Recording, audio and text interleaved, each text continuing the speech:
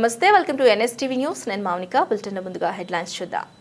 ధర్మపురి శ్రీ లక్ష్మీ నరసింహస్వామి దర్శనానికి భక్తులు పోటెత్తారు.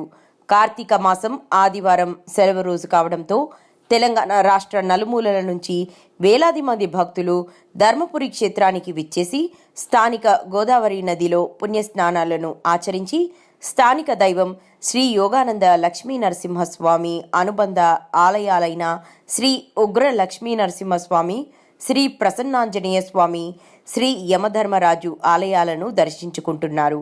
ఆలయం ముందు గల ఉసిరి చెట్టు వద్ద నవమి సందర్భంగా భక్తులు దీపాలు వెలిగించి ప్రత్యేక పూజలు నిర్వహించారు. ఉసిరి చెట్టును సాక్షాత్ శ్రీమన్నారాయణ స్వరూపంగా భావిస్తారు. దీంతో భక్తులు కార్తీక దీపం ఉసిరి చెట్టు వద్ద వెలిగించి ప్రత్యేక పూజలు నిర్వహించి బ్రాహ్మణోత్తములకు దీపాలను దానం చేశారు.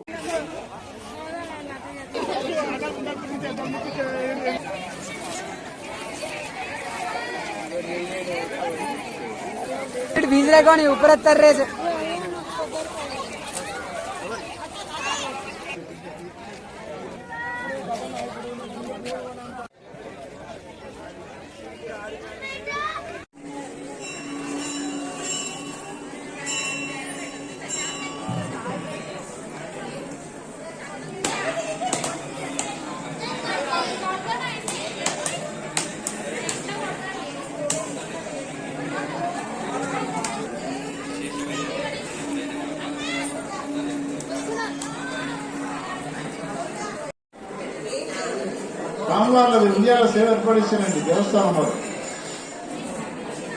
బాగుంటుంది సార్ ఇప్పటికే కానీ